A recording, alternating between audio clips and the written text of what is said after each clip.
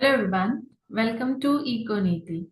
This is the UGC NET Accelerator series where we discuss different topics of economics, PYQ discuss कर रहे हैं and this is the class of Indian economy. Yes, this is the second class of Indian economy.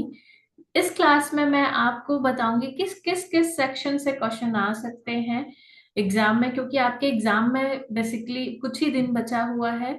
And in दिनों आप make sure कि आप Indian economy में ज्यादा focus करें, क्योंकि जब प्रिपरेशन कर रही थी तो मैं इंडियन इकोनॉमी लास्ट 1 वीक में प्रिपेयर किया था। लास्ट 1 वीक मैंने उसको दिया था, क्योंकि मुझे पता है कि डेटास में अगर पहले से पढ़ लूं और एग्जाम आते आते वो मेरे दिमाग से मैं भूल जाऊंगी, राइट।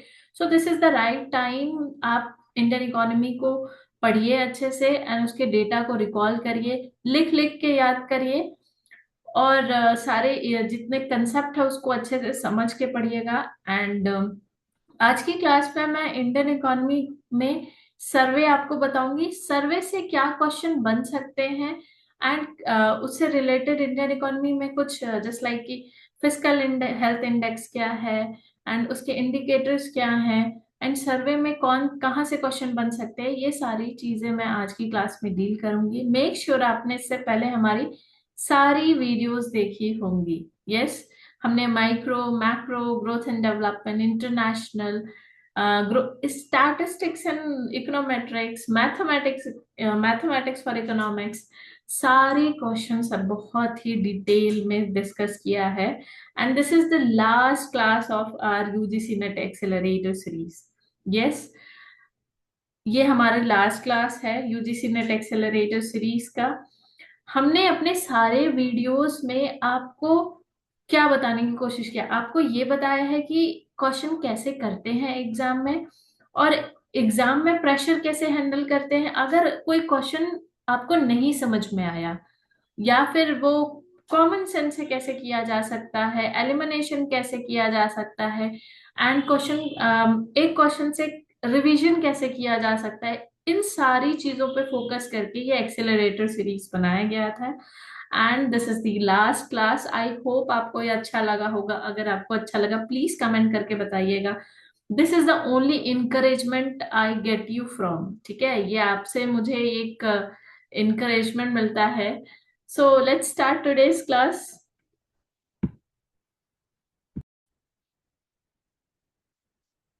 तो ये आपका फिस्कल हेल्थ इंडेक्स है जो कि मुझे लगा इम्पोर्टेंट है, यहाँ से क्वेश्चन आ सकते हैं। इसको आपको अब देखो, आपको ना मेरे पास ऐसे कमेंट आए कि मैम कैसे पढ़ना है। मैं आपको जो दिखा रही हूँ, जो नोट डाउन करने को बोल रही हूँ, प्लीज उसको आप अपने कॉपी में एक जगह नोट डाउन करिए। आपके जो नोट्स बनेगा ना वो बहुत ही कंसाइज बनेगा।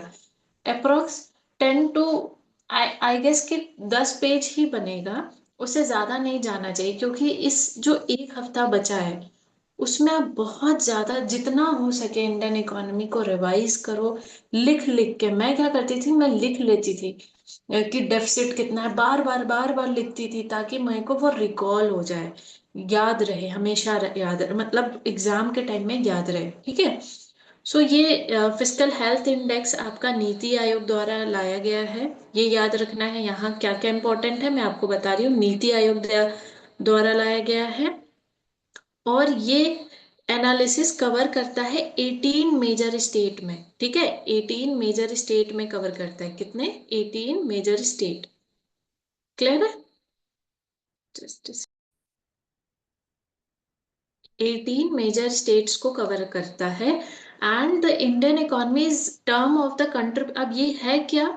ये इंडिया की जीडीपी को बताता है। India GDP, demographic, total public expenditure, revenue and overall fiscal stability.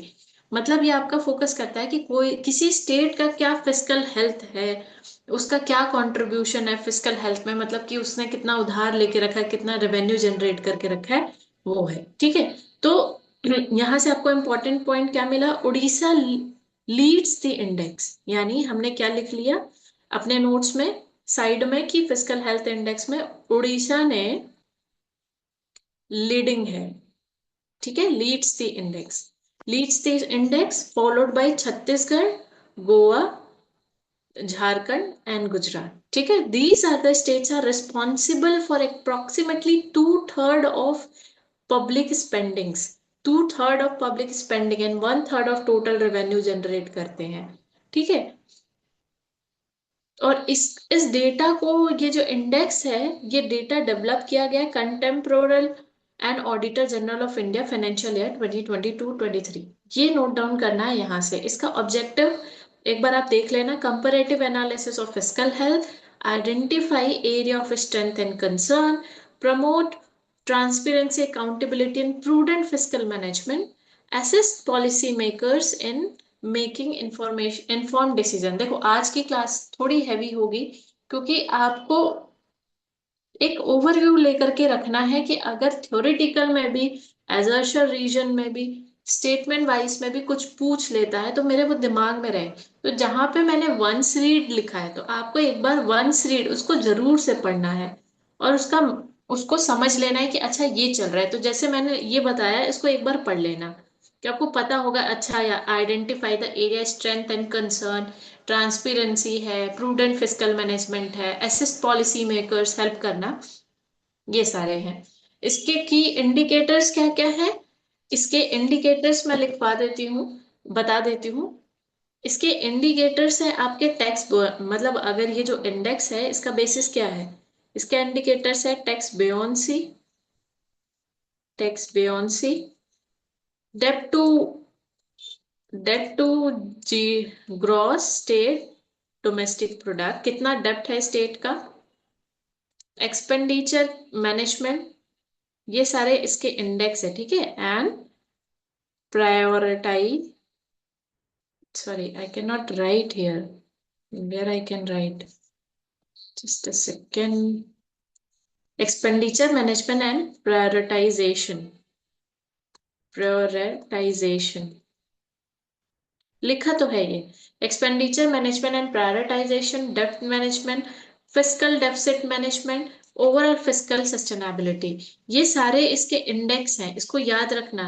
Index में टैक्स पेयोंसी है कि आपका जीडीपी में टैक्स का कितना रेवेन्यू कलेक्शन है, रेवेन्यू कितना जनरेट हो रहा है, ये सारे इसके इंडिकेटर्स हैं। नाउ कम टू, ये इसके की फाइंडिंग्स है जो कि मैंने आपको ऊपर बता दिया कि कौन कौन लीडिंग है। ओ सी जी जे, ओ सी जी जे, उड़ीसा, छत्तीसगढ़, गोवा, झारखंड, ओ सी जी जे, ये लीडिंग है। ठीक है, ये याद हो जाएगा न्यूमोनिक, ओ सी जी जे। ठीक है, की फाइंडिंग्स ये इससे सिमिलर है, अभी हमने पढ़ा उड़ीसा, झारखंड, गोवा, छत्तीसगढ़। ठीक है, अब इसमें, अब आप ये सोच नहीं सकते हो एग्जाम में कि अगर आपका दे दिया कि कौन बेकार प्रदर्शन कर रहा है किस इंडेक्स में, फिस्कल चैलेंज में कौन सा स्टेट बेकार कर रहा है, अब केरल ऑप्शन में दे दिया। अब केरल ऑप्शन में जाहिर से बात है जब देगा तो हमारे दिमाग में यार केरल कैसे हो सकता है, वहां तो बहुत अच्छा फीमेल लिटरेसी है and सब कुछ है। केरल भी है आपका जो कि चैलेंज फेस कर रहा है। चैलेंज कौन सा, कौन कौन से स्टेट फेस कर रहे हैं, पंजाब, आंध्र प्रदेश, वेस्ट बंगाल, केरल। ठीक है, PAWK। ठीक है, PAWK, ये आपके ऐसे स्टेट्स हैं जो कि सिग्निफिकेंस फिस्कल चैलेंजेस फेस कर रहे हैं। अभी हमने टॉप टॉप परफॉर्मर देख लिया, कौन कौन से हैं, OCGJ, OCGJ। ठीक है, OCGJ। ठीक है, ये आपका अचीवर्स है, और एस्पिरेशनल में आपका केरल, वेस्ट बंगाल, आंध्र प्रदेश, पंजाब है, यानी कि ये आपका ग्रो कर रहे हैं या फिर इसका परफॉर्मेंस ठीक नहीं है, ये है। ठीक है, ना उसके बाद अगर हम इंपॉर्टेंट में देखते हैं डेप्थ कंसर्न में, वेस्ट बंगाल और पंजाब फेसिंग द ग्रोइंग डेप्थ बर्डन। वेस्ट बंगाल और पंजाब के लोगों के ऊपर कर्जा बहुत है, तो इससे आप ये न्यूमोनिक से याद कर सकते हो कि लोगों, यानी कि डेप्ट बहुत है। ठीक है, ऐसे करके। और उड़ीसा, गोवा, मध्य प्रदेश और कर्नाटका एक्सपेंडिचर बहुत ज्यादा है। ठीक है, एक्सपेंडिचर वहां का कैपिटल एक्सपेंडिचर बहुत ज्यादा है।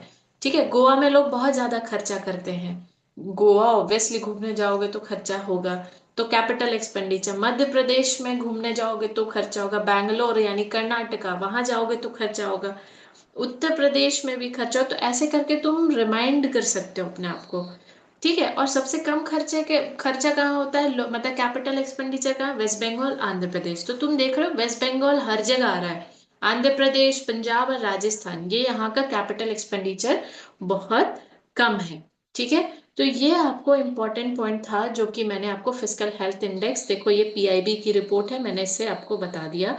ये मुझे लग रहा था कि ये इम्पोर्टेंट है, तो दैट्स वाई ये मुझे जरूरी लगा आपको बताना।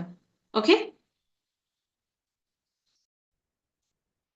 इसके अलावा जो इम्पोर्टेंट है वो भी चीज मैं आपको बता दे रही हूँ, ठीक है। आज की क्लास में बहुत बहुत सारी सारी चीजें आपको सिखाऊंगी कि रिपोर्ट्स को पढ़ते कैसे, डेटा पढ़ते कैसे हैं, ठीक है। तो हमने मल्टी डायमेंशन पॉवर्टी इंडेक्स के बारे में बात किया था, जो एक ग्लोबल होता है, ठीक है। तो एमपीआई, मेक श्योर आप ये लिखते जाओगे, एमपीआई ग्लोबल।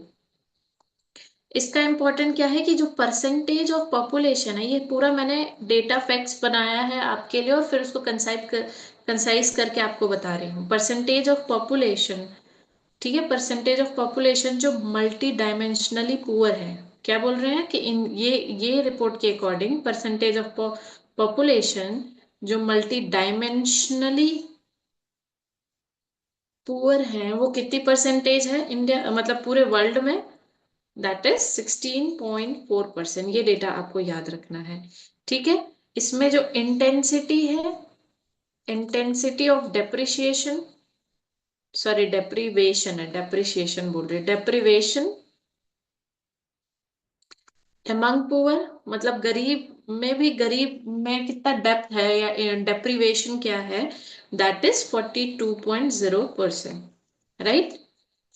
और इसके according 18.7% of people classified as vulnerable to MPI, ठीक है।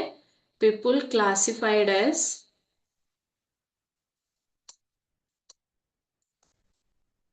Vulnerable to MPI, MPI, okay.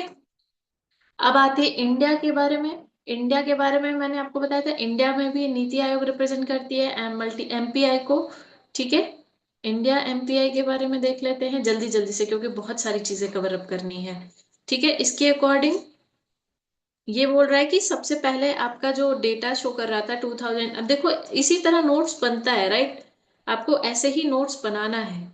29.17% 2013-14 मैंने लिखा है, पहले लोग इतने पुअर थे 29.17%, अब ये घट करके 2022 और 23 में 11.28% हो गया।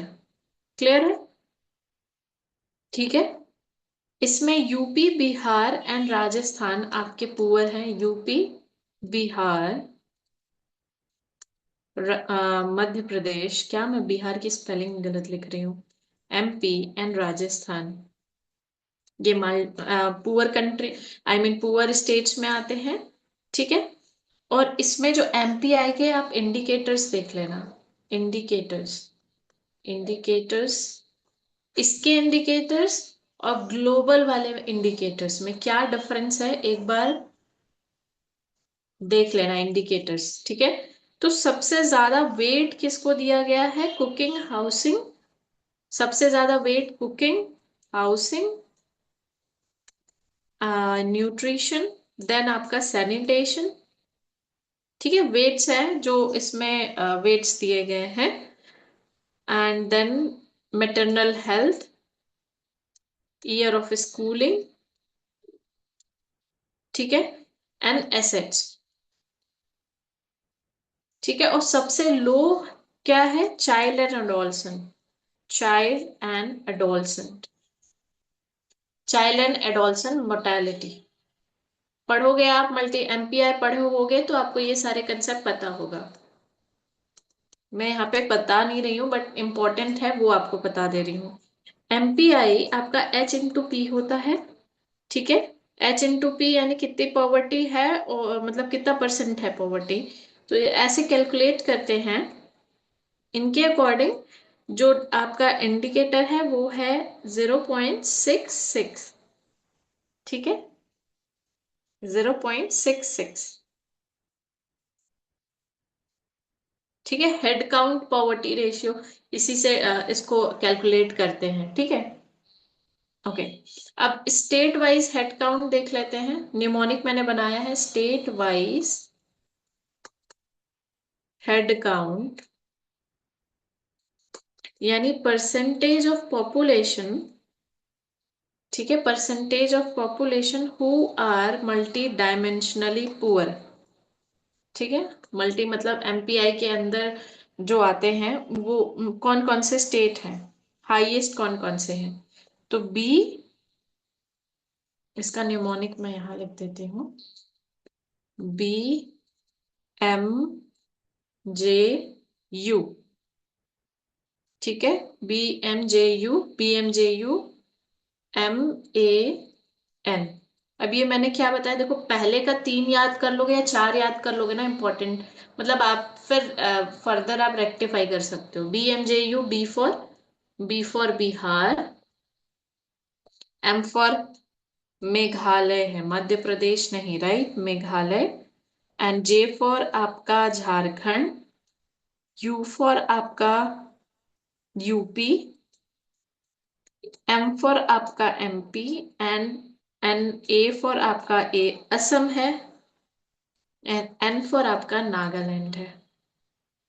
ये आपका हाईएस्ट है state wise head count percentage of population, जो कि एमपीआई आपका बताता है कि कौन सा स्टेट पुअर है, ठीक है, BMJUMAN। लोवेस्ट किस पे है, लोवेस्ट है आपका GKT STM, ठीक है, जीकेटी होता है, ऐसे समझ लो, जीकेटी क्या है, जी फॉर सबसे कम कहाँ होगा, पुअर, जो जिसकी जो जो स्टेट सबसे छोटा होगा ना, वहां सबसे कम पॉपुलेशन होगी और वहां के लोग ज्यादा कम कम पुअर होंगे। तो कौन सा स्टेट हो सकता है, गोवा, जी for Goa, K for Kerala, T for Tamil Nadu, S for Sikkim, and T for Telangana, M for Mizoram.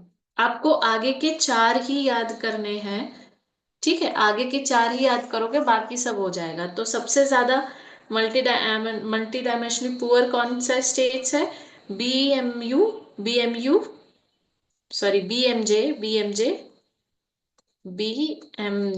क्या मैं कर रही हूँ, just a second guys, yes, BMJ, ठीक है, UMAN, ये आपको याद रखना है, यू BMJU, आगे का 4 याद कर लो, और लोवेस्ट में जीकेटी,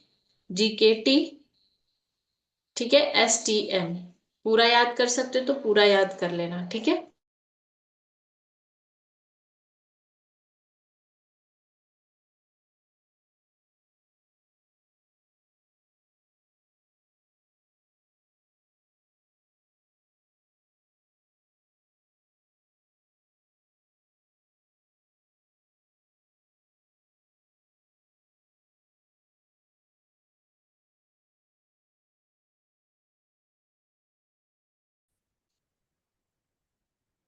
ओके, सो हमने लास्ट क्लास में सर्वे के 2 चैप्टर को डील किया था, जहाँ पे मैंने आपसे बोला था कि आपको क्या क्या नोट डाउन करना है, ठीक है। अब ये चैप्टर 3 से है। यहाँ पे आपको मैं सारे पेजेस में जो जो इम्पोर्टेंट है ना, उस सारे पेजेस में मैंने क्रिप्स में लिख दिया है कि आपको पढ़ना क्या है, ठीक है, आपके एग्जाम परस्पेक्टिव से रिलेवेंट क्या है। So here we are in chapter 3 of the survey. ये आपका एक्सटर्नल इकोनॉमी बता रहा है कि हमारा इम्पोर्ट एक्सपोर्ट, इंडिया के इम्पोर्ट एक्सपोर्ट का क्या, क्या स्टेटस है, कंट्री का क्या है, एंड ओवरऑल इकोनॉमी का क्या है। तो ये है, तो हमारी जो इंडिया की एक्सपोर्ट है, टोटल एक्सपोर्ट, जिसमें मर्चेंडाइज और सर्विस सेक्टर दोनों होता है, वो आपका 6% है फाइनेंशियल ईयर 25 में, ठीक है। और टोटल एक्सपोर्ट इंपोर्ट है 6.9% फाइनेंशियल ईयर 25। मेक श्योर ये आपका ईयर ऑन ईयर ग्रोथ है, यानी पिछले साल से अभी साल के कंपैरिजन में 6.96% है। एक्सपोर्ट इंपोर्ट इन दोनों में आपका मर्चेंडाइज एक्सपोर्ट भी इन्वॉल्व है, और सर्विसेज मर्चेंडाइज ट्रेड और सर्विसेज दोनों इन्वॉल्व है। ठीक है।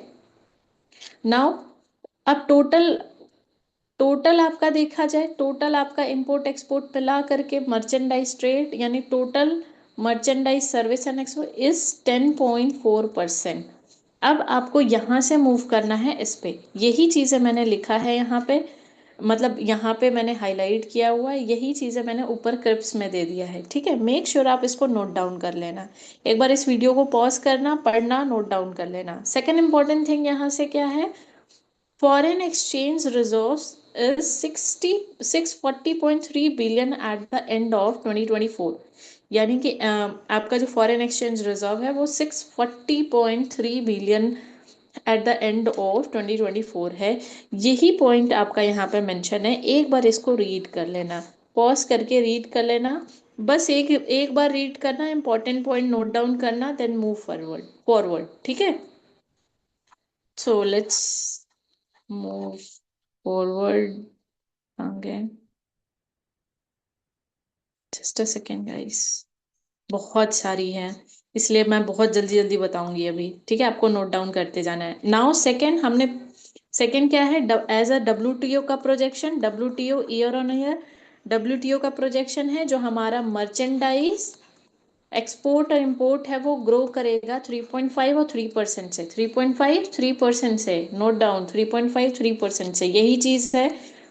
ठीक है, मर्चेंडाइज आपका एक्सपोर्ट इंपोर्ट, ठीक है, वो ग्रो करेगा। मर्चेंडाइज में क्या आता है, सिर्फ गुड्स आते हैं, सर्विसेज नहीं आता है, मर्चेंडाइज ट्रेड। ठीक है, और ये आपका ये डेटा दिया गया, ये डेटा को मैं आपको समझा देती हूँ क्या है। इसमें ये बताया कि Q3 of 2024 year on year growth आपका जो सर्विसेज का है वो है 7.9% एंड 6.9%। क्लियर है, आपको ये देखने की अब जरूरत ही नहीं पड़ेगी, क्योंकि हमने देख लिया अकॉर्डिंग टू डब्ल्यूटीओ का प्रोजेक्शन क्या है। मर्चेंडाइज ट्रेड हमारा इंपोर्ट एक्सपोर्ट वो आपका 3.5 और 3% है, और ये इंपॉर्टेंट है। यहाँ पे क्या लिखा है, अकॉर्डिंग टू द लेटेस्ट, वही चीज मैंने आपको ऊपर बताया, and merchandise export and import indices is in Q3 of 2024 global का 7.9 एंड 6.9। ये अभी हम ग्लोबल देख रहे हैं, ठीक है, अभी इंडिया का पर्सपेक्टिव नहीं देख रहे, ग्लोबली है ये। ठीक है, क्लियर। एक बार इसको रीड कर लेना। इस पैराग्राफ में क्या है, इसमें आपका बताया कि जो आपका सर्विस ट्रेड है वो कैसे ग्रो किया है। रीड इट वंस, जूम कर पॉज करना, एक बार रीड कर लेना ये चीजें। ठीक है, नाउ सेकेंड, यही चीज हमने प्रीवियसली डेटा अभी पिछले वाले में दिया था कि वॉल्यूम मर्चेंडाइज एक्सपोर्ट आपका ग्रोथ क्या है एंड मर्चेंडाइज इंपोर्ट ग्रोथ क्या है, वो है आपका 3.5 3.3। यानी कि आपका जो येलो वन है, येलो ऑरेंज वन इज 3.5, यहाँ वाले देखना, merchandise import is 3.5 and merchandise export is 3, वही चीज है। ठीक है, तो सिमिलर है। एंड टैरिफ पॉलिसी आपको पता ही है कि ट्रम्प आने के बाद उसने टैरिफ लगाया था इंडिया के ऊपर, अप टू बहुत हाई लगाया था, तो उसका इम्पैक्ट है। तो आपको बस ये मैंने आपको डेटा दिखाना था, बाकी सारी चीजें सेम है इस पे।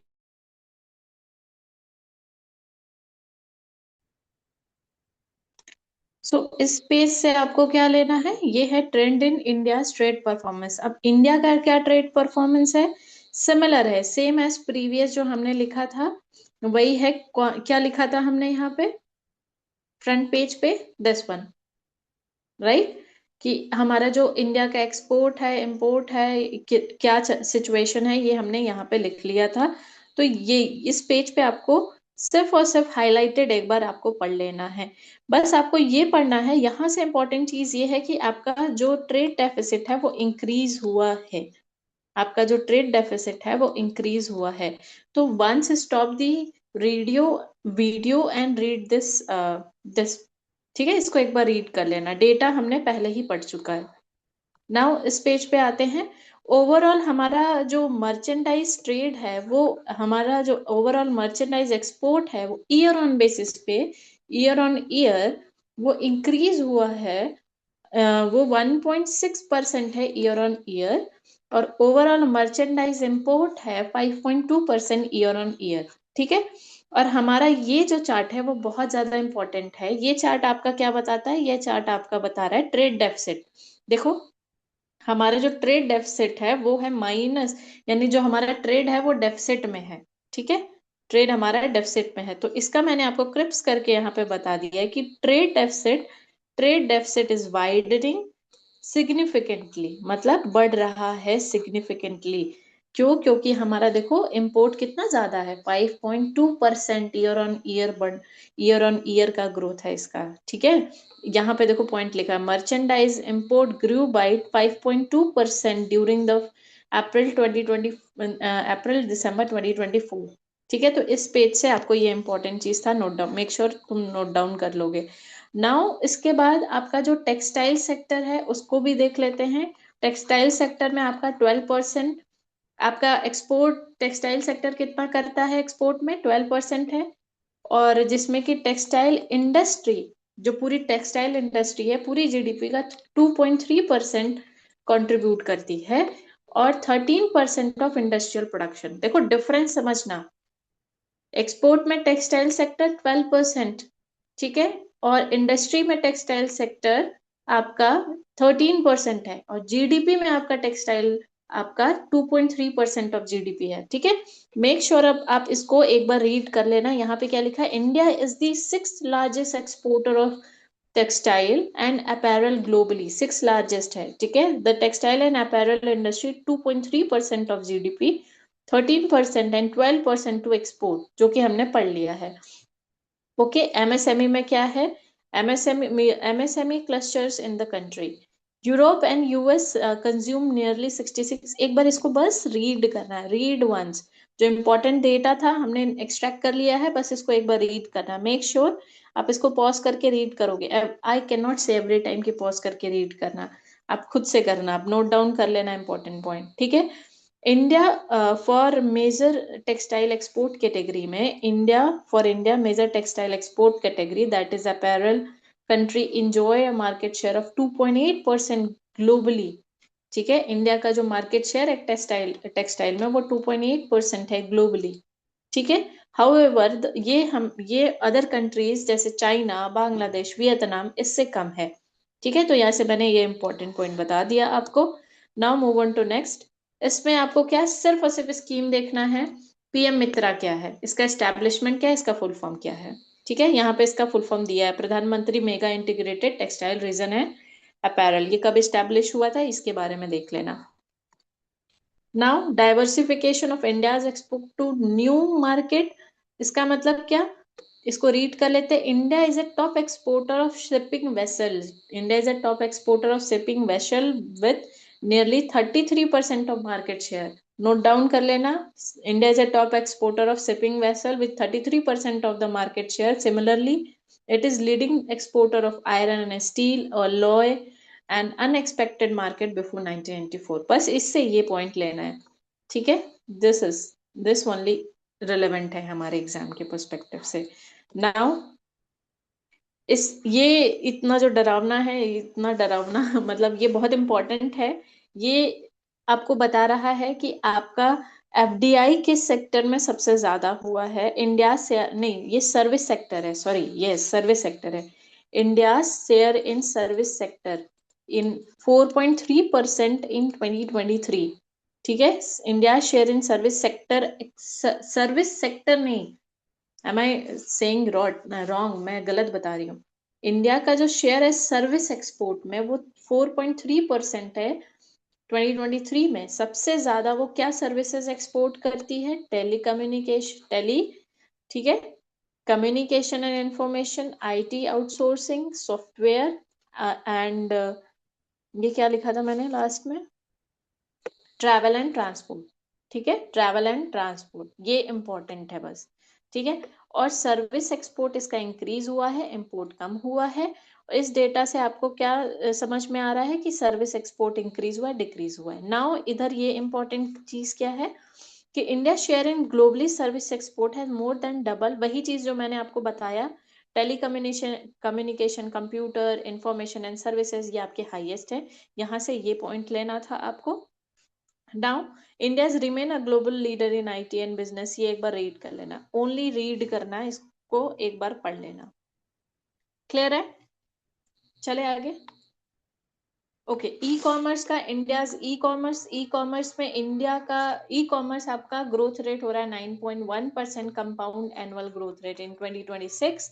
और इंडिया सॉरी ई कॉमर्स में आपका जो कंट्रीब्यूट करता है 1.5% ऑफ ग्लोबल मार्केट शेयर है ई कॉमर्स का। वही चीज यहाँ पे लिखा हुआ है जो मैंने आपको बताया कि जो टेक्सटाइल ई कॉमर्स का ग्रोथ क्या है 9.1% कंपाउंडेड एनुअल ग्रोथ रेट 2026 तक 9.1 वो पहुंच जाएगा ई कॉमर्स इंडिया की। ठीक है, India's e commerce market share up a small factor about 1.5% of global market. पूरे ग्लोबल मार्केट का इंडिया 1.5% शेयर कंट्रीब्यूट करती है। ठीक है, यही इंपॉर्टेंट चीज था। नाउ यहाँ पे जस्ट एक बार इसको रीड कर लेना। ठीक है, एक बार इसको पढ़ लेना। यहाँ पे कुछ है नहीं इम्पोर्टेंट, जो इम्पोर्टेंट था बता दिया। Now move on to next. Yes, बहुत इंपॉर्टेंट है current account deficit. Current account deficit as a percentage of GDP हमारा 1.2% है। ठीक है, current account deficit as a percentage of GDP 1.2 in Q2 of financial year 2025 against Q2 of financial year 2024, year on year बता रहा है। ठीक है, वही चीज मैंने आपको बताया ऊपर, करंट अकाउंट डेफिसिट आपका 1.2% है अगेंस्ट द 1.3% के अगेंस्ट, यानी इससे पहले क्या था 1.3 था, लेकिन अब 1.2 यानी वाइड एंड कम हुआ है, लेकिन अभी भी है करंट अकाउंट डेफिसिट। ठीक है, यहाँ से ये इंपॉर्टेंट था। नाउ ये बहुत ज्यादा इंपॉर्टेंट है। क्यों? क्योंकि ये आपको बताता है कि country wise current account deficit कितना है, किस कंट्री का सबसे ज्यादा है, किस कंट्री का सबसे कम है, ये आपका यहाँ पे बता रहा है। ठीक है, तो कंट्री वाइज देखें तो सबसे ज्यादा जो करंट अकाउंट ज्यादा है, सबसे ज्यादा तो वो है US, Brazil, Australia, UK, South Africa, India. ठीक है, ये है। तो मैंने इसका न्यूमोनिक बना लिया था। न्यूमोनिक क्या है? यूबीए यूएसआई, यूबीए यूबीए यूएसआई, आगे के तीन याद कर लोगे। यूबीए ये करंट अकाउंट डेफिसिट, यूबीए यूएस, ब्राजील, ऑस्ट्रेलिया। ठीक है, फिर UK, South Africa, India. Lowest क्या है? सबसे लोवेस्ट में जापान, यानी कि ऐसी ये सारी जो कंट्री है इसका जो करंट अकाउंट डेफिसिट है वो कम है। ठीक है, जापान, यानी ये सरप्लस में चल रहे हैं। देखो ये साइड प्लस है, ये साइड माइनस शो कर रहा है। ठीक है, तो Japan, south Korea, Germany, China, Turkey. तो जेएसजी सिटी, जेएसजी सिटी ये आपका इंपॉर्टेंट है, इसको नोट मेक श्योर आप नोट डाउन कर लोगे। नाउ ओके, कैपिटल इनफ्लो की बात करें तो कैपिटल नेट कैपिटल इनफ्लो आपका quarterly Q2 of financial year 2025 में आपका 30.5 billion US billion capital inflow हुआ है, जो कि यहीं पे मेजर कर आपको बताया है। And gross FDI inflow is 55.6 billion. Gross FDI inflow is 55.6 billion है। ठीक है, ये चीज एक बार इसको रीड कर लेना।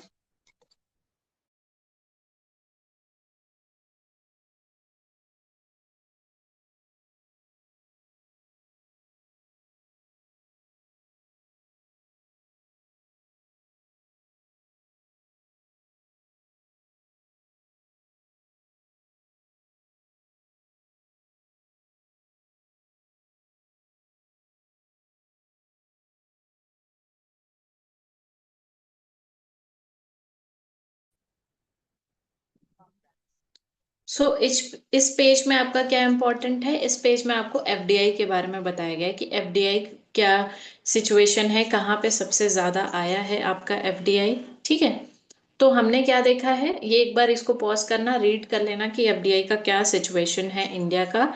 एंड हाँ, सबसे मोस्ट इम्पॉर्टेंट ये है कि आपका एफडीआई किस सेक्टर में सबसे ज्यादा आया है इनफ्लो। तो सबसे ज्यादा आपका एफडीआई इनफ्लो आया है सर्विस सेक्टर, ठीक है। Then computer and hardware, trading, non which is non conventional energy, cement, construction, ठीक है। ये आपको ट्रेंड याद होना चाहिए, ये हाईएस्ट एफडीआई इनफ्लो है, मेक श्योर आप इसको नोट डाउन करोगे। सबसे कम क्या है, hospital and diagnostic centre, automobile industry and आपका सर्विस सेक्टर, जो कि मैंने यहाँ पे आपको बता दिया है, ठीक है। Okay, now move on to next. Just a second, guys, where we are.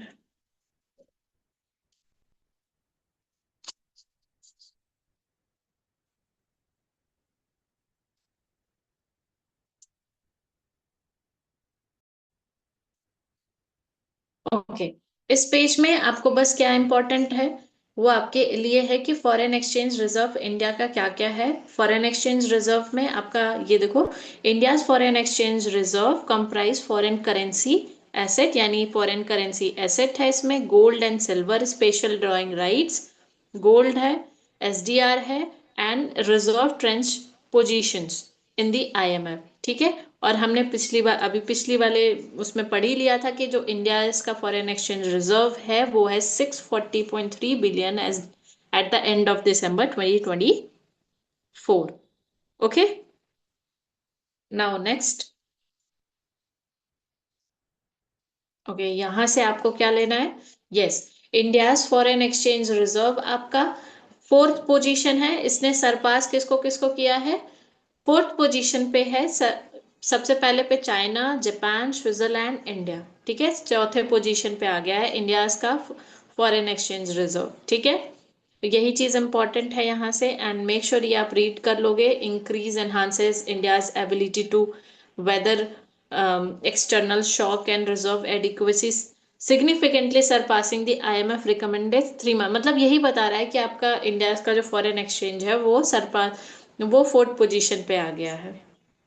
Now move on to next, यहाँ से क्या इंपॉर्टेंट है, यस, इसको एक बार रीड कर लेना कि इंडिया का जो रुपी परफॉर्मेंस है, रुपी का जो डेप्रिसिएशन है is modest 2.9%, performing better than currencies such as Canadian dollar, South Korean won, Brazil real, and depreciate by 5.4%। ये डेटाज आपको नहीं याद रखना, बस आपको ये पढ़ना है कि इंडिया का जो रुपी है वो बेटर परफॉर्म कर रहा है, बस इतना आपको दिमाग में याद रखना है, क्योंकि ऐसे स्टेटमेंट वाइज क्वेश्चन बन सकते हैं ना। नाउ, इंडियाज का जो एक्सटर्नल डेट है जून 2024 वो 18.8% ऑफ जीडीपी, ठीक है, से बढ़ करके सितंबर 2024 में आपका 19.4% ऑफ जीडीपी हो गया। यानी आपको क्वेश्चन कैसे बन सकता है कि इंडिया का एक्सटर्नल डेब्ट टू जीडीपी रेशियो कितना है, ठीक है।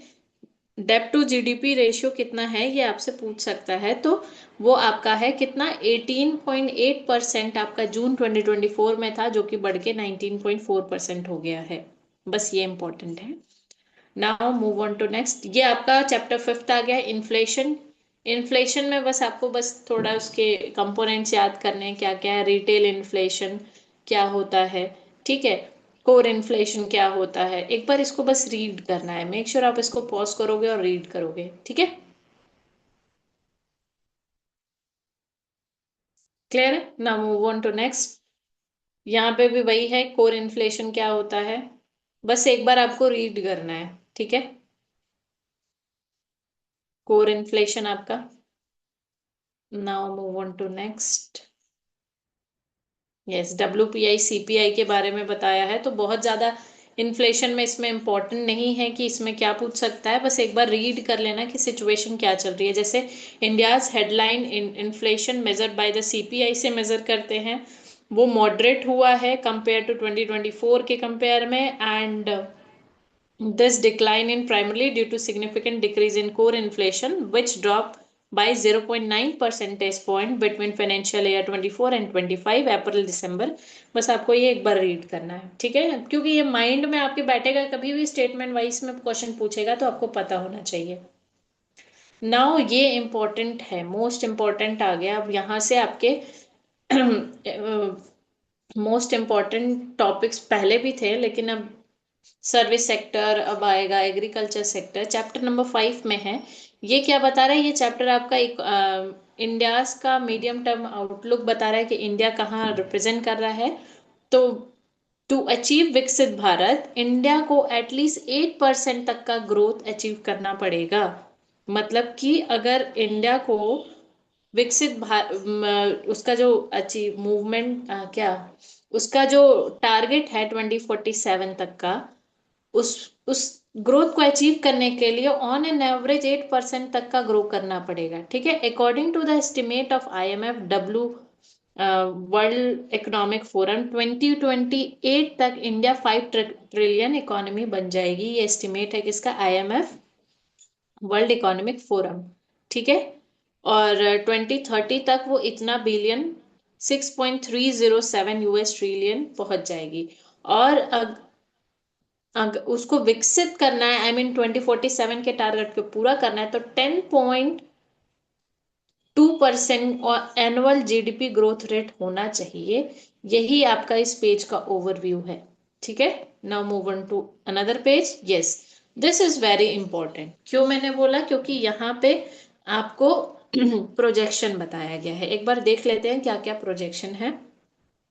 हमने देखा क्या, IMF प्रोजेक्ट करता है, IMF प्रोजेक्ट 10.7 एनुअल इन रूपी टर्म, ठीक है। इसको एक बार एक स्टेटमेंट पढ़ लेते हैं, क्या है IMF का projection. IMF expect India to grow at a significant rate, higher rate of 10.2% in dollar terms, ठीक है। ये मैंने नोट डाउन कर लिया कि IMF ने प्रोजेक्ट किया है कि इंडिया को 10.2% इन डॉलर टर्म में इंक्रीज करना चाहिए, ठीक है, ठीक है। नाउ इससे क्या, इस डेटा से क्या लेना है हमें, यहाँ पे लेना है कि IMF का क्या प्रोजेक्शन है कि इंडिया की ग्रोथ फाइनेंशियल ईयर 2030 तक क्या होगी। पहले 5.2, 5.7, 6.3, यानी वो बोल रहा है GDP at a current price पे इंडिया ग्रो करेगी 6.3% by the financial and of the financial year 2030। ये डेटा आपको नोट डाउन करना है, ये तीनों 5.2, 5.7, 6.3। और हमने पिछली बार स्टार्टिंग ऑफ द क्लास में देखा था, जब हम सर्वे स्टार्ट किए थे, तो क्या प्रोजेक्शन था कि इंडिया 6.4% से ग्रो करेगी एट अ कांस्टेंट प्राइस में, ठीक है। तो ये इंपॉर्टेंट था जो कि हमने देख लिया। Okay, now move on to next. Yes, investment पे आ जाते हैं। देखो यहाँ से बहुत ही क्रिप्स में अब मैं आपको बता रही हूँ। अब आपको आइडिया लग गया होगा क्या चीज कैसे नोट डाउन करना है, ठीक है। तो capex on infrastructure is 38.8% financial year 2022, financial year 24। मतलब जो आपका कैपिटल एक्सपेंडिचर है इंफ्रास्ट्रक्चर में, वो आपका इंक्रीज हुआ है 38.8% से। यही आपका यहाँ पे पॉइंट मेंशन है, ठीक है। कैपिटल एक्सपेंडिचर ऑन इंफ्रास्ट्रक्चर, ठीक है।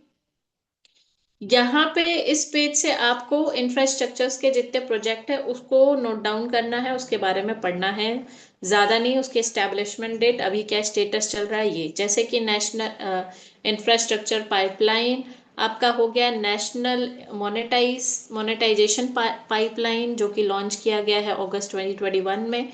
इसके बारे में आपको पढ़ना है, ठीक है। Now move on to next. Yes, यहाँ ये इंपॉर्टेंट है, आपका पावर सेक्टर है। पावर सेक्टर में आपका क्या बता रहा है कि पावर सेक्टर आपकी कैपेसिटी जनरेशन कितनी है। तो power sector network continue to expand with install capacity rising by 7.2% year on year to 456.7 gigawatt, ठीक है। कि नव कितना इंस्टॉल कैपेसिटी है, 456.7 gigawatt by the end of the November 2024। बस इतना याद रखना है।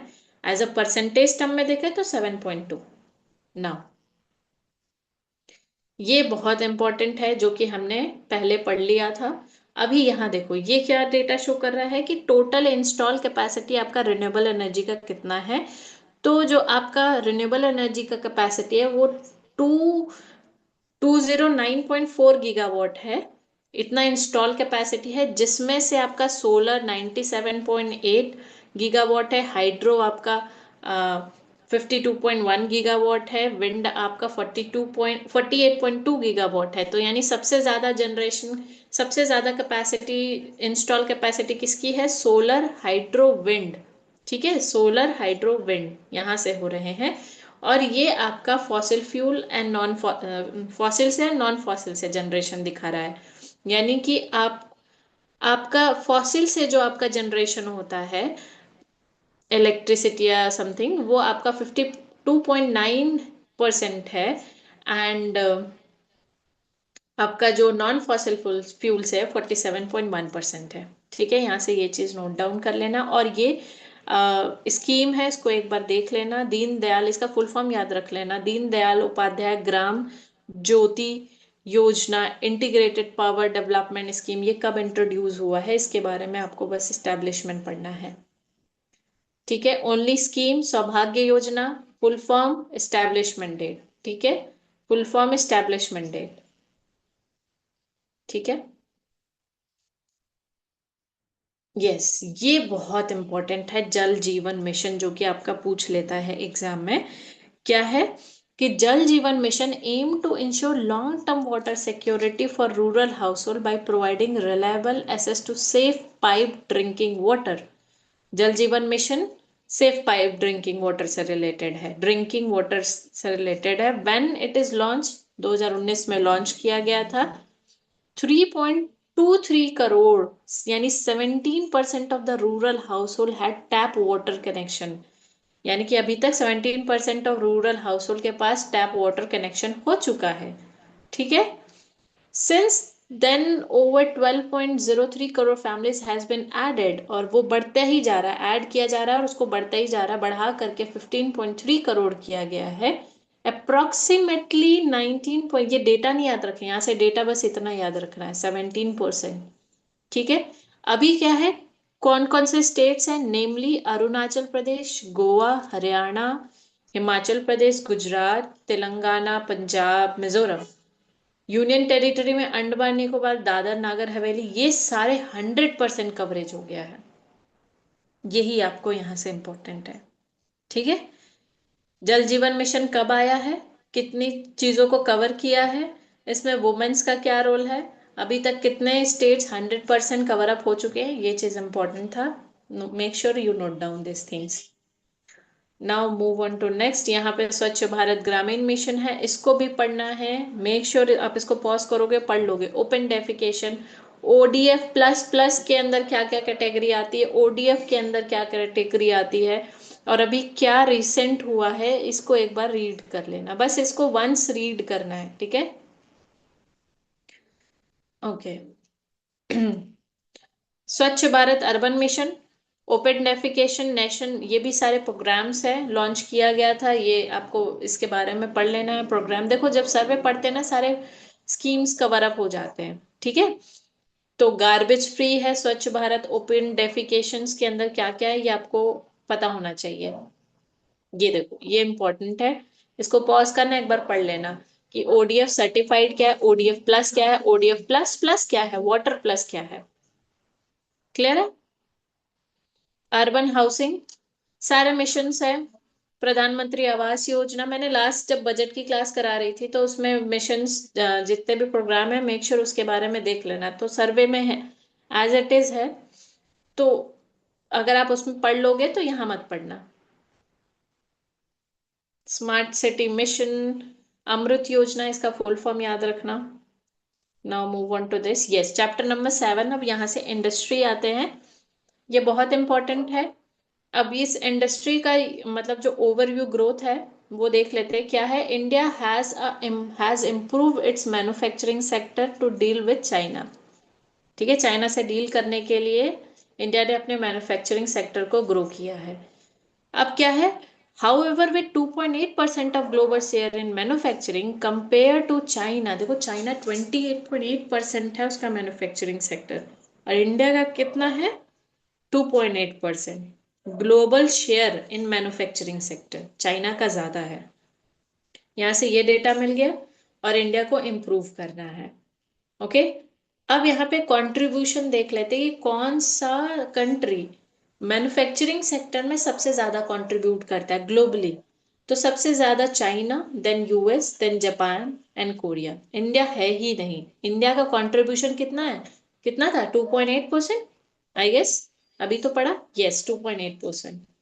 ठीक है, ये किसकी ये कौन सी रिपोर्ट है, रिपोर्ट आपका है world manufacturing value added index. ये यूनिडो मेजर करता है, उसके अकॉर्डिंग है। As a result of global manufacturing output rose modestly by 0.4% as a third quarter. ये इंक्रीज हुआ है, बस इसको एक बार रीड कर लेना। नाउ ये हमारा रिसेंट डेवलपमेंट है। ठीक है, इंडस्ट्रियल सेक्टर में अभी क्या क्या डेवलपमेंट हुआ है।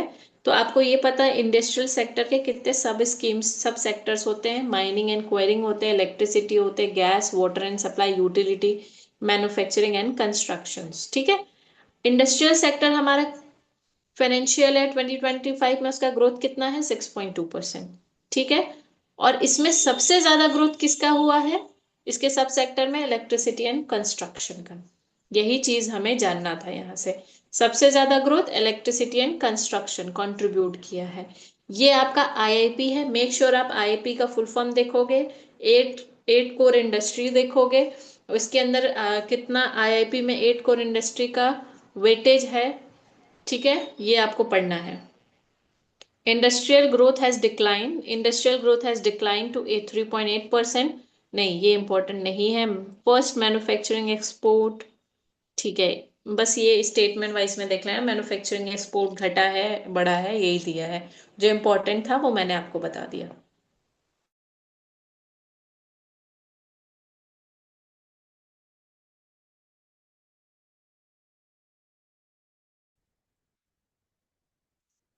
ओके, ये एट कोर इंडस्ट्री है। एट कोर इंडस्ट्री में कौन कौन से इंडस्ट्रीज आते हैं ये आपको पता होना चाहिए, जिसमें मैं बता ही देती हूँ। सीमेंट है, यहाँ से इंपॉर्टेंट क्या है, cement is the second largest producer in the world after China. ठीक है, चाइना के बाद सेकेंड लार्जेस्ट है सीमेंट। ठीक है, नाउ टेक्सटाइल, टेक्सटाइल के बारे में हमने पहले भी पढ़ा था, लेकिन अभी देख लेते हैं क्या इसमें से इंपॉर्टेंट है। Textile industry is a major employment generator and it account for about 11% of India's manufacturing GVA. 11%, make sure you note down कि 11% इंडिया के मैन्युफैक्चरिंग ग्रॉस वैल्यू एडेड में कंट्रीब्यूट करता है textile sector. India is the six largest exporter of textile and apparel and share of 4% global trade. Six largest, 4% global trade, दो चीज यहाँ से हमें और इंपॉर्टेंट मिल गई। Share of textile and apparel include, ये इंपॉर्टेंट नहीं है। Total merchandise export stood at about 8% in financial year 2024। ठीक है, इंडिया का जो टोटल एक्सपोर्ट में शेयर देखो, एक तो आपको क्या पढ़ना है यहां से कि टेक्सटाइल, इंडिया का जो लार्जेस्ट शेयर है टेक्सटाइल में वो 4% है ग्लोबल ट्रेड में। ठीक है, और एक्सपोर्ट में कितना है, वो है 8%। मेक श्योर आप इसको एक बार रीड करोगे तो क्लैरिटी आ जाएगी मैं क्या कहना चाह रही हूँ। ठीक है, नाउ यहाँ से ये आपको पता होना चाहिए कि India is the third largest in pharmaceutical and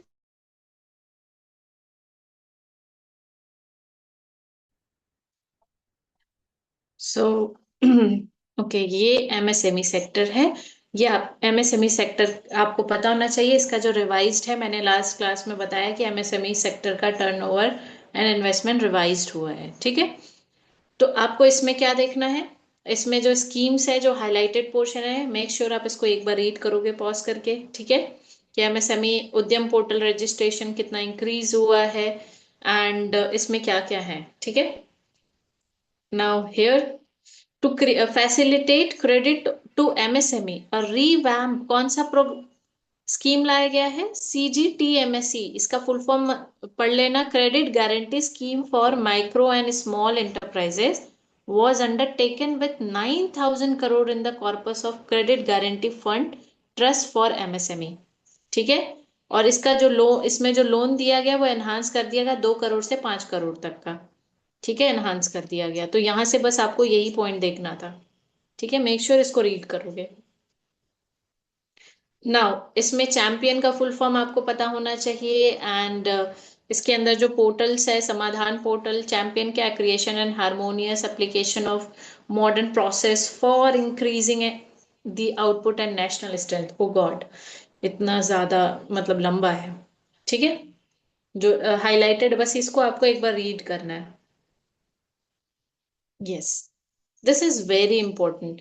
ये डिस्कस किया है कि regional imbalances in the industrial development across the states, यानी जो आपका जो इंडस्ट्री है ना वो आपका किसी पर्टिकुलर स्टेट तक ही सीमित हो गया है। तो रीजनल इम्बैलेंसेस कौन कौन से स्टेट है जहां पे मोस्टली आपकी इंडस्ट्रीज हैं, यानी high industrial production highly concentrated in few state. कौन कौन से स्टेट हैं?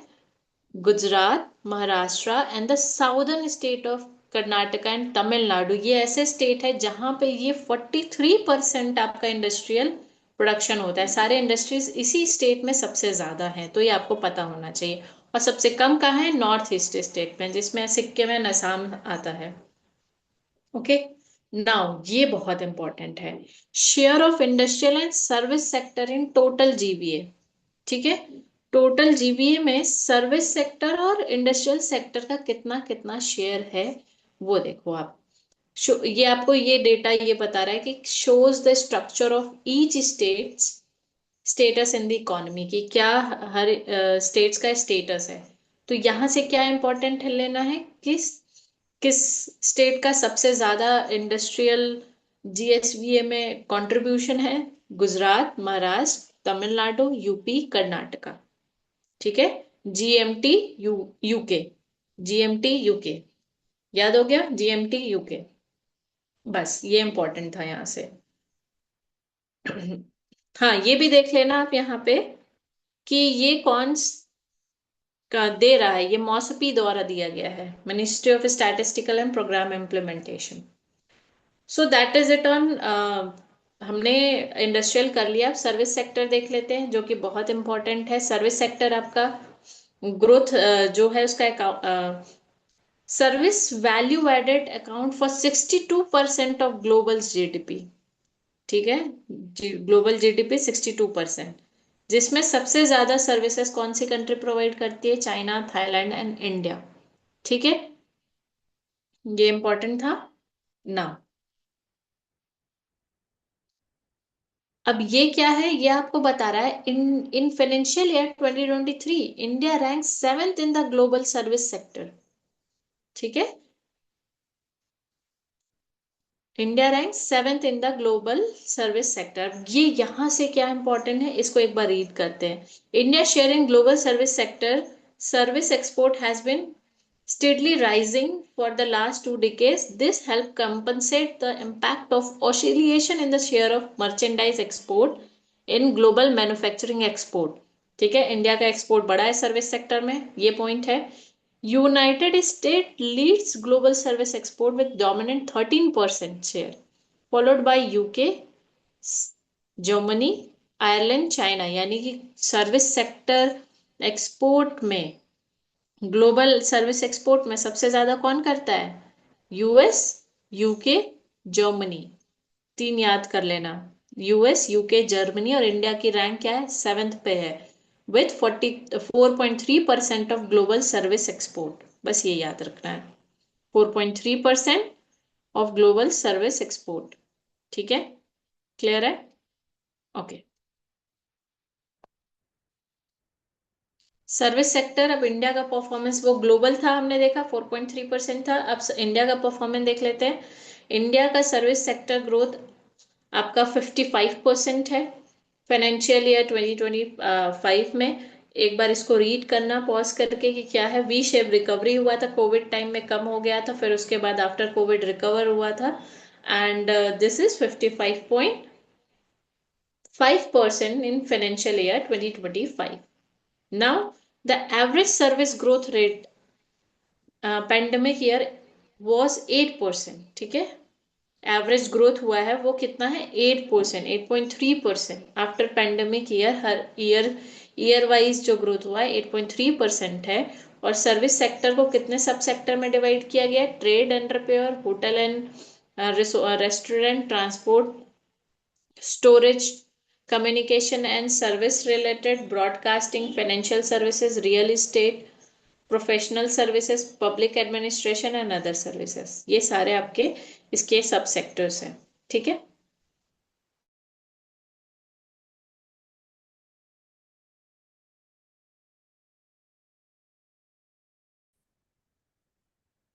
तो सर्विस सेक्टर का एक्सपोर्ट सर्विस इंडिया का जो इंक्रीज हुआ है वो है 11% financial year 14 to financial year 23, sorry financial year 23।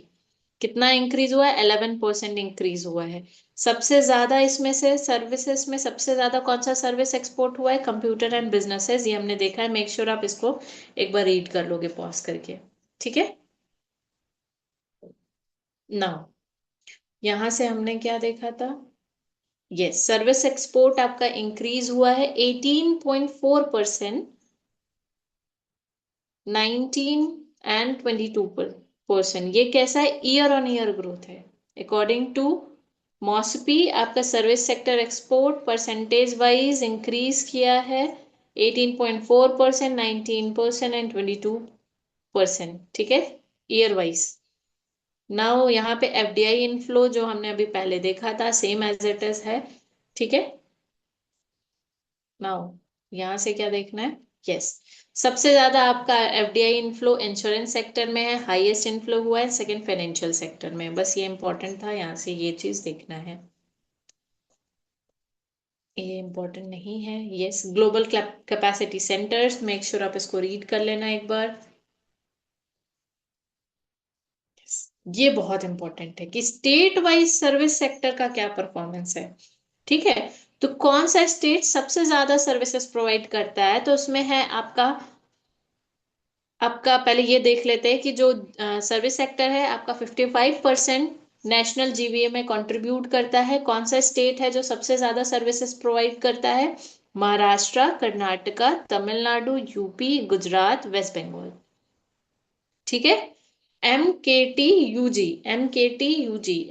UG ऐसे याद करना है। सबसे कम जो सर्विसेज प्रोवाइड करता है सिक्किम, अरुणाचल प्रदेश, मिजोरम, नागालैंड, मणिपुर। मेक श्योर आप इसको लिख लोगे। नाउ अब आते हैं एग्रीकल्चर सेक्टर। हमने इंडस्ट्री देख लिया, हमने सर्विस देख लिया, अब एग्रीकल्चर सेक्टर देख लेते हैं। तो एग्रीकल्चर आपका सेकंड क्वार्टर में 3.5% से ग्रोथ किया है। ये इंपॉर्टेंट था यहाँ पे। सेकंड क्वार्टर फाइनेंशियल ईयर 2025 में 3.5% से ग्रो किया है।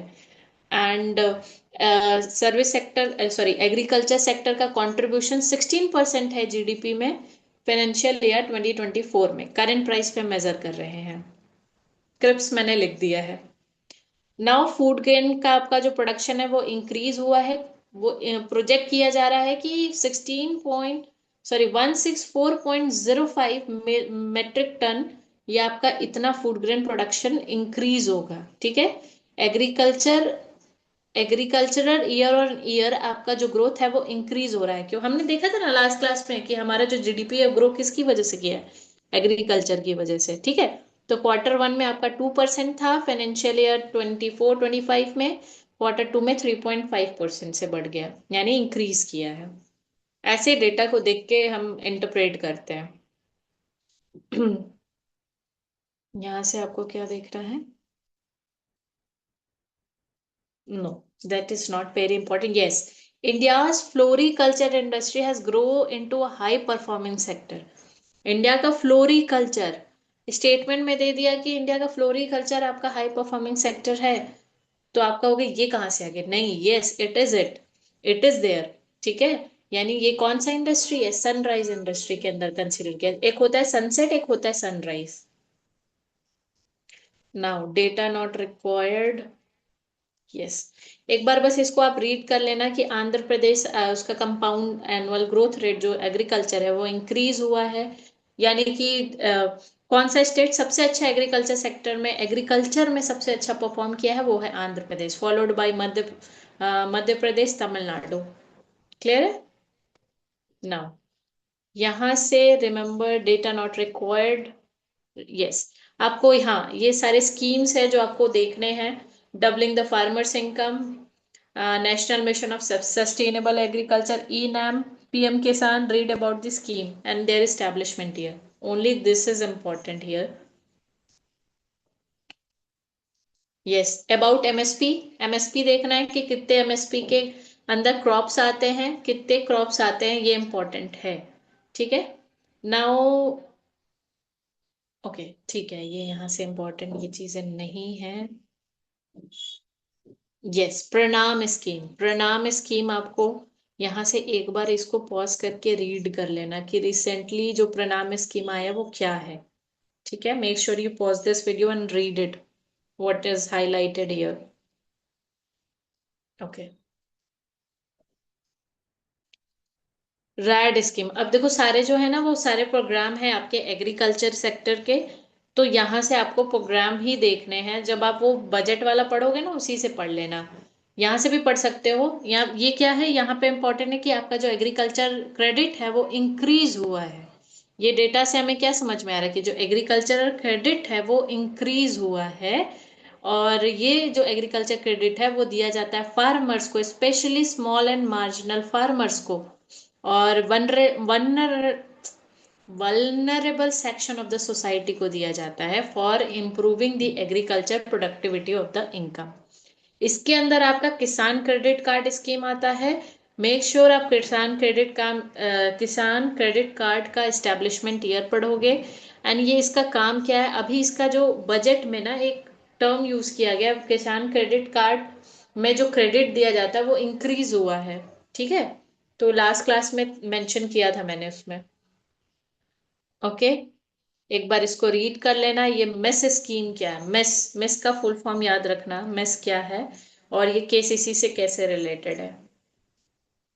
ओके, नाउ किसान ऋण पोर्टल, ठीक है, मिस किसान, मिस केसीसी, ये फुल फॉर्म याद होना चाहिए। इसके ऑब्जेक्टिव्स क्या क्या है, empowering farmers and seamless credit. एक बार पॉज करना, पढ़ लेना, बस इसको एक बार देखना है। देखो बहुत ज्यादा हार्ड नहीं है, बस एक बार देखोगे ना तो आपके दिमाग में एक ओवरव्यू बना रहेगा कि अच्छा ये मैंने पढ़ा था, बस। ठीक है, नाउ प्रधानमंत्री फसल बीमा योजना, इसके बारे में देख लेना।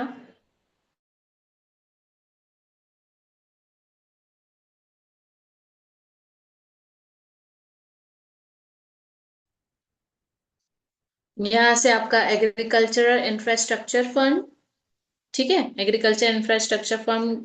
अब यहाँ से स्कीम ही है, सारे जितने डेटा थे रिलेवेंट मैंने आपको बता दिया।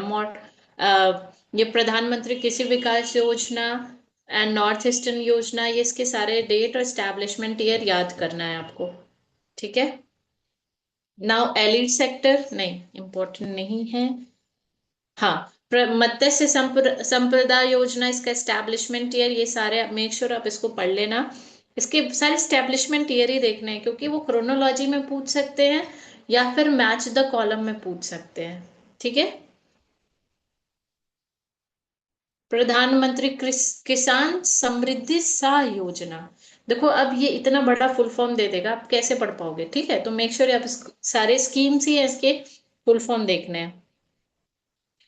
नाउ प्रोसेसिंग इंडस्ट्री, यस ये इंपॉर्टेंट है, इसमें देख लेते हैं। Food processing industry in India is one of the largest employer within the manufacturing. ठीक है, मैन्युफैक्चरिंग सेक्टर में सबसे ज्यादा फूड प्रोसेसिंग इंडस्ट्री है, कंट्रीब्यूट करता है 12.41% of total employment in the organise sector. ठीक है, इसके अंदर आपका पीएलआई स्कीम्स भी आता है, फूड प्रोसेसिंग इंडस्ट्री। इसके अंदर आपका स्कीम्स है, प्रधानमंत्री formalisation of micro processing enterprises schemes was launch. तो ये सारा ना आप इसका, आपको बस इम्पोर्टेंट पॉइंट ही देखना है। I mean important full form, establishment year. ठीक है, now okay, this is one nation one ration card, इसका स्कीम, इसका एस्टेब्लिशमेंट, जितने स्कीम्स दिख रहे हैं ना, मैं उसको हाईलाइट कर दे रही हूँ। प्रधानमंत्री गरीब कल्याण अन्न योजना, ये सारे आपको देखने हैं। नाउ एनवायरमेंट से रिलेटेड, नहीं, एनवायरमेंट से रिलेटेड जो इम्पोर्टेंट है, हाँ, progress made of India's energy transitions, ठीक है। India's effort in mitigation has been ambitious. India has successfully established an installed electricity generation capacity. India का जो इंस्टॉल इलेक्ट्रिसिटी जनरेशन कैपेसिटी है वो आपका इतना मेगावाट है, क्लियर है। और फ्रॉम नॉन फॉसिल फ्यूल से है, which account 46.8% of total capacity of 30 November, as of 30 November 2024 तक। अब इंडिया का रीच क्या है कि अब वो 50% तक जाए, ठीक है। ओके, एक बार रीड कर लेना इसको। नाउ ये इंपॉर्टेंट है कि इंडिया का इंस्टॉल जनरेशन कैपेसिटी क्या है, ठीक है। तो सबसे ज्यादा कोल से है, यहाँ पे मैंने क्रोनोलॉजी का लिखा है, यस। सबसे ज्यादा कहाँ से है, कोल से है, देन आपका solar, then third wind, fourth आपका हाइड्रो, देन सबसे कम आपका इसका न्यूक्लियस से है, न्यूक्लियर से है, ठीक है। सबसे ज्यादा कोल 46.2, इसके आपको डेटा भी याद होने चाहिए, ठीक है। नाउ ये इम्पोर्टेंट था, हाँ, नहीं ये इम्पोर्टेंट नहीं है। ये सारे देखो, पीएम जनम, अब ऐसे ऐसे स्कीम्स आ गए हैं कि आप उसका फुल फॉर्म प्रिडिक्ट नहीं कर सकते हो, तो आपको ये सारे फुल फॉर्म याद होने चाहिए। पीएम जनम, राइट। अगर आप पॉलिसी मेकिंग में जाओगे तो आपको यही काम करना पड़ेगा। पीएम जनम, प्रधानमंत्री सूर्य घर, यानी ये क्या है, मुफ्त बिजली योजना है। इसका मोटिव ऑब्जेक्ट, मतलब इसका ऑब्जेक्टिव भी देखना है, एस्टेब्लिशमेंट ईयर भी देखना है। Now just read about the योजनास, यस ये सारी योजना है। प्रधानमंत्री कुसुम योजना, सोलर पार्क्स, अभी तक इंडिया में 55 सोलर पार्क्स हैं, ठीक है, with the generation capacity of 39.9 gigawatt. ये आपका इंपॉर्टेंट था। Now service sector, sorry service sector है नहीं, सोशल सेक्टर के बारे में देख लेते हैं कि सोशल सेक्टर में कंट्रीब्यूशन, यस। मैंने पूरा इसको क्रिप्स में करके बता दिया डेटा सहित कि आपका जो सोशल सर्विस एक्सपेंडिचर है वो इंक्रीज हुआ है फ्रॉम द फाइनेंशियल ईयर 17 से, ठीक है। टोटल एक्सपेंडिचर, कुल खर्चे का भी ना, कितना खर्चा सरकार सोशल एक्सपेंडिचर में डालेगी, वो इंक्रीज हुआ है 23.3% से financial year 21 to 26.6% financial year 25। Budget estimate है कि इतना हम पहुंचेंगे फाइनेंशियल ईयर 2025 में, 23 से 26, क्लियर है। जिसमें सोशल सेक्टर एक्सपेंडिचर में एजुकेशन और हेल्थ, एजुकेशन में आपका कंपाउंडेड एनुअल ग्रोथ रेट है 12, और हेल्थ में कंपाउंडेड एनुअल ग्रोथ रेट है 18। ये आपको यहां से ये डेटा नोट डाउन करने हैं। नाउ अब क्योंकि हमने ये नोट डाउन कर लिया तो हमारे लिए आसान हो गया, हमने यही देखा है कि 23 से 26 हो गया, ठीक है। अब ये आपका हाउस होल्ड कंजम्पशन एक्सपेंडिचर सर्वे है, इसमें से क्या देखना है, ये आपका 2023-2024 है। ये आपका बता रहा है कि आपका जो गैप है between rural and urban consumption expenditure वो कम हुआ है, और एवरेज पर मंथली कैपिटा रूरल अर्बन का वो आपका इंक्रीज हुआ है, ठीक है। अब आपको ये इंपॉर्टेंट होना चाहिए, आपका ये इंपॉर्टेंट है कि मंथली पर कैपिटा एक्सपेंडिचर आपका अर्बन एंड रूरल का 2023-24 में वो कितना है, 4122 एंड 6996, ये इंपॉर्टेंट है। और आपका जो रूरल अर्बन गैप है वो रिड्यूस हुआ है, रूरल अर्बन गैप रिड्यूस हुआ। गिनी कोफिशिएंट वो आपका इम्प्रूव्ड हुआ है, ठीक है। Gini coefficient improve for rural areas and urban areas. The bottom 5% of the rural population ranked by MPCE, ठीक है। ये एक बार रीड कर लेना क्या है कि गिनी कोफिशिएंट, आपका गिनी कोफिशिएंट क्या रिप्रेजेंट करता है, या आप मुझे कमेंट करके जरूर बता देना कि गिनी कोफिशिएंट क्या है। ठीक है, ये इम्प्रूव हुआ है। यहाँ से जो इम्पोर्टेंट डेटा था मैंने आपको पहले ही बता दिया, और आपको ये याद रखना है कि गैप रिड्यूस्ड हुआ है और इनकम क्या है। ठीक है, इंपॉर्टेंट फॉर पेपर वन, या आपने पेपर वन में पढ़ा होगा यूडाइस की रिपोर्ट, तो मैं इसको ज्यादा बता नहीं रही हूँ, या आपने पेपर वन में पढ़ा होगा यूडाइस की रिपोर्ट। ठीक है, this is it, higher education, this is higher education. Yes, health expenditures, आपकी जो हेल्थ पॉलिसी है उसका पिलर क्या क्या है, एक बार देख लो। Prevention of health, preventing health care, early detection of alignments, and ये इंपॉर्टेंट वैसे नहीं है, हेल्थ पॉलिसी इतना नहीं डीप जाएगा। यस, आपका जो हेल्थ एक्सपेंडिचर है as a percentage of GDP वो 3.8 है, that's it. Health expenditure as a percentage of GDP is 3.8। Clear? Now come to the last chapter of the survey and last topic of this video, which is employment. अब employment से मैंने इसका Cripps लिख कर लिखा है कि इन आगे दिया है, ये देख लेते हैं। इन 2014 India is rank one 10th largest economy in the world. In under a decade India surpasses UK and reach fourth position, चौथे पोजीशन पे पहुंच गया है। ठीक है, थर्ड लार्जेस्ट इकोनॉमी है, बाय 2030 तक तीसरे पे पहुंच जाएगा, आफ्टर चाइना यूएस। ठीक है, यहाँ से क्या है कि declining dependency ratio, falling child dependency ratio, fertility rate decline हो रहा है, ये इंपॉर्टेंट है। यहाँ से इसको एक बार देख लेना कि टोटल डिपेंडेंसी रेशियो आपका डिक्लाइन हुआ है 64 पॉइंट। ये परसेंटेज नहीं याद करना है, बस आपको ये पता होना चाहिए कि क्या घटा है क्या बढ़ा है। वर्किंग एज पॉपुलेशन रेशियो आपका बढ़ा है, परसेंटेज बढ़ा है। What is important is here कि आपका जो एसआरएस रिपोर्ट है, सैंपल रजिस्ट्रेशन सिस्टम रिपोर्ट के अकॉर्डिंग आपका जो मोर्टेलिटी रेट है वो घटा है 28%।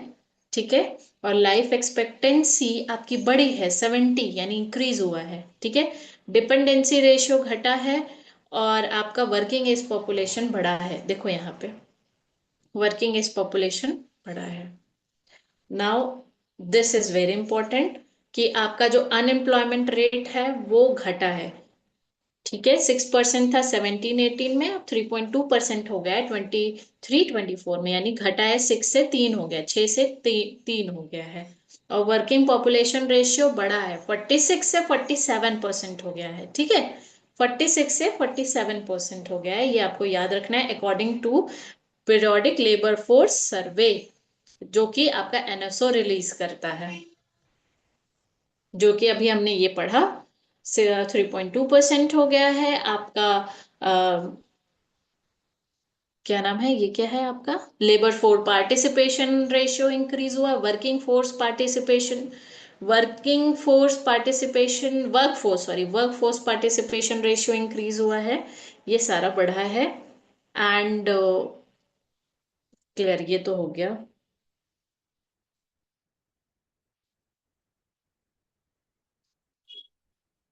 यस, आपका जो टोटल मेल और फीमेल एम्प्लॉयमेंट, ये आपका डेटा क्या रिप्रेजेंट कर रहा है, trend in broad category wise employment status. ठीक है, कैटेगरी वाइज एम्प्लॉयमेंट स्टेटस देखा जाए तो मेल फीमेल मिला करके आपका जो एम्प्लॉयमेंट है वो आपका 15.9% है, जिसमें से मेल का एम्प्लॉयमेंट है 24.9 एंड फीमेल 21.7। यही आपको यहाँ पे दिया है कि share of work force in regular wage और सैलरीड जॉब की महिलाओं का कितना योगदान है काम में, और मेल का कितना योगदान है काम में, दोनों को मिला करके कितना है। ठीक है, share of work force self employment, खुद सेल्फ एम्प्लॉयमेंट में आपको बस ये देखना है बढ़ा है घटा है। तो देखो ये इंक्रीज हुआ है, सेल्फ एम्प्लॉयमेंट इंक्रीज हुआ है, फीमेल का भी बढ़ा है, मेल का भी बढ़ा है। ठीक है, now move on to next, sectoral distribution of workforce. ठीक है, सेक्टोरियल डिस्ट्रीब्यूशन ऑफ वर्कफोर्स यानी सेक्टर वाइज क्या क्या डिस्ट्रीब्यूट किया गया वर्कफोर्स, कितना एम्प्लॉयमेंट है। तो एग्रीकल्चर सेक्टर जो है सबसे ज्यादा एम्प्लॉयमेंट प्रोवाइड करता है, या उसमें ज्यादा लोग एम्प्लॉयड है, डोमिनेंट है विथ 44.1% से बढ़ के 46.1% हुआ है। वही डेटा यहाँ पे शो कर रहा है, 44.1 से 46.1, 23-24 में। इंडस्ट्री एंड सर्विस सेक्टर का एम्प्लॉयमेंट रिड्यूस हुआ है, and female workers agricultural labour का इंक्रीज हुआ है, यानी फीमेल जो है एग्रीकल्चर सेक्टर में एम्प्लॉयमेंट उनका बढ़ा है। तो ये आपका यहाँ से डेटा है, मेक श्योर आप इसको एक बार पॉज करोगे, पढ़ लोगे, क्योंकि ये बहुत इंपॉर्टेंट है। ठीक है, आपको ये पता चल जाएगा कि कहाँ कहाँ किसका इन्वॉल्वमेंट है ना। इससे क्या देखना है, yes, female labour four participation ratio आपका इंक्रीज हुआ है। वो ये एज इट इज डेटा आपको मगअप करना है, 23.23 से 41। ठीक है, 23 से 41, 41.7%, 23 से 41.7%। ठीक है, female labour four participation rate बढ़ा है 23 से 41.7%। नाउ सिक्किम सबसे ज्यादा ऐसा स्टेट है, सिक्किम वो स्टेट है जहां पे सबसे ज्यादा महिलाएं काम करती हैं, राइट। डेटा नहीं याद रखना है, स्टेट का नाम याद रखना है। नाउ ये आपका प्रोग्राम है, women entrepreneur financial empowerment programme, full form याद रखना है। एंड ये आपका एएसआई का रिपोर्ट है, Annual Survey of Industrial Result for Financial Year 23 highlight the manufacturing sector resilient, showing more than 7% increase in employment over the previous year। ठीक है, आपका ये आपको क्या बता रहा है कि मैन्युफैक्चरिंग सेक्टर का जो showing a more than 7% increase in employment, manufacturing sector में आपका इंक्रीमेंट हुआ है। डेटा याद नहीं करना है, बस आपको ये याद करना है मैं किस सेक्टर में इंक्रीमेंट हुआ है according to the report of annual survey of industry financial year 23। Clear है? So finally that is it on today's video. I hope आपको अच्छा लगा होगा मेरा इंडियन इकोनॉमी का सेक्शन। इससे पहले मैंने बहुत सारे वीडियोस किए थे, मुझे अच्छा लगता है जब आप कमेंट करते हो। And I am Nancy and I am signing off from this UGC NET accelerator series. So I hope आपको अच्छा लगा होगा, प्लीज कमेंट करके जरूर बताइएगा। And all the best for your examination. इस एक हफ्ते में ना मेक श्योर ये सारी चीजें आप कवर अप कर लो, इसके अलावा और कहीं से नहीं आएगा, मैं सीरियसली बोल रही हूँ।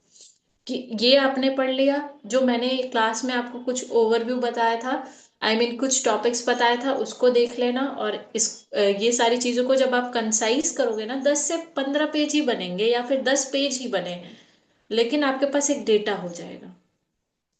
क्लियर है? So thank you so much. And अच्छा लगा तो हमारे चैनल को सब्सक्राइब एंड लाइक जरूर करिएगा, एंड फ्रेंड्स लोगों के साथ शेयर करना मत भूलिएगा। So thank you.